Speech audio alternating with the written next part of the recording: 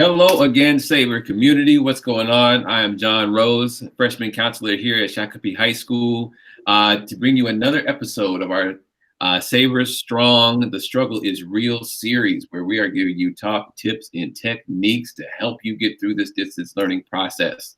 Again, before we get into it, don't forget, if you haven't done so already, we encourage you to go ahead and subscribe to SHS Counselor's YouTube channel to stay up to date on future episodes of our series. Also, feel free to like and then share this video with anyone who you might know might find this helpful. So we appreciate you joining us one more time. For this installment of our series, we're going to be talking about staying on task. And with me, I have Miss Kelly Lai with us, who has our school social worker, who has some good techniques that she wanted to talk about staying on task for students. Hey, Kelly, how you doing? I'm good, Mr. Rose, thanks. So today I just wanted to talk a little bit about the idea of creating a schedule or a routine. Some of you guys are in the online academy, some of you guys are making the transition to distance learning, and I think most of us do a little better with some structure in our day. So a few things to think about would be just what time you want to get up in the morning in order to make it to that first class on time. Do you want to take a shower, have time to change your clothes, have breakfast, that type of thing. Another thing to think about is how much sleep do you need at night? The recommendation is 7 to 8 hours. So if you're going to be getting up at 7:30, what time do you need to be getting to bed at night so that you can get enough sleep to be functioning and at your best in the morning?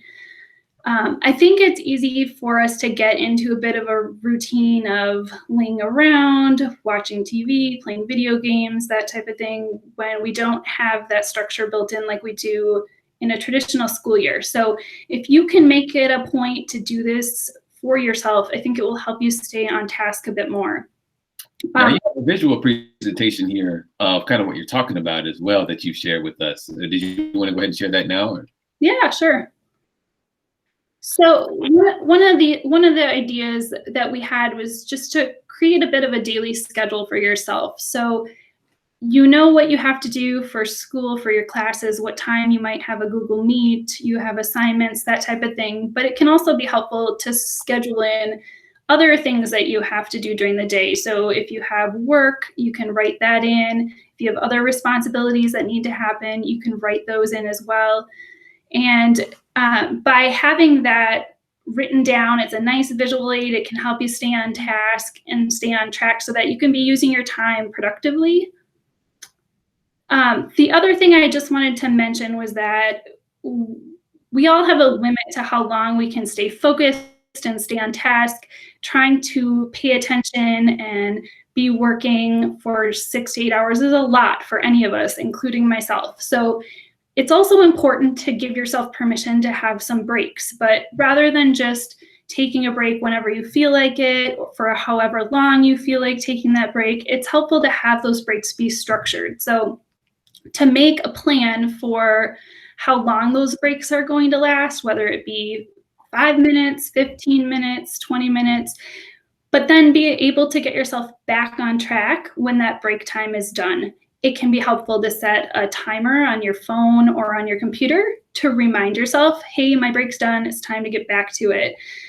The other thing is trying to maybe avoid battles with parents.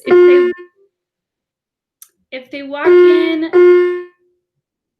the room and see you on social media or playing a video game, doing something to relax, they might have questions about why aren't you doing your schoolwork. So it might be helpful to make a plan with parents, whether that be you agree on you get 1 break or you get 2 breaks a day, this is how long they're going to last. Maybe you send them a text message and say, hey, I'm taking my break, it's starting now, so that we can just kind of avoid some of that conflict that might come up otherwise. You know, there's a general theme here that I'm hearing with what you're talking about, which I find really, really fascinating when you're breaking this down. Is it's something that I think we talked to our freshmen about is, you know, the practice of making conscious decisions and then owning that decision. So what you're talking about, it sounds like, is, you know, making a conscious decision of when I'm going to actually start to do work, also making the conscious decision of when I'm going to not do work and go do something else. And then making that decision of, you know, creating that schedule and really sticking to that plan. Absolutely. And another way to help yourself stay on task is I just mentioned using a timer on your phone or on your computer, but also Ms. Schroeder did a video recently about a couple apps that you can use. There was an app called BlockSite, and you can actually install that on your computer, and it will help you with giving you permission on when you can take that break and then when you need to get back to work. So that's another way that you can help yourself use those structured breaks in a way that's beneficial to you rather than detrimental. Mm-hmm. Absolutely. And it's amazing how, like, in school we have other people have that responsibility for our schedule, for our time, and things like this. And this is a great practice for a lot of kids, I guess, to practice their own autonomy, to where they get to make those decisions and things like that. So these are great tools. We appreciate you sharing this.